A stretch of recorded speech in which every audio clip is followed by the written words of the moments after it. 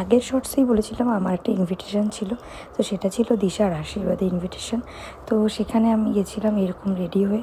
এই লুকসটা তোমাদের সাথে তখনই শেয়ার করেছিলাম, বাট তখন আমি 3 মাসের প্রেগনেন্ট ছিলাম, তো তখন সেটা তোমাদের সাথে শেয়ার করিনি।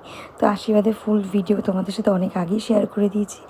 জাস্ট এই ক্লিপিংসটা দিয়ে তোমাদের সাথে বলে দিলাম যে তখন আমি 3 মান্থে প্রেগনেন্ট ছিলাম।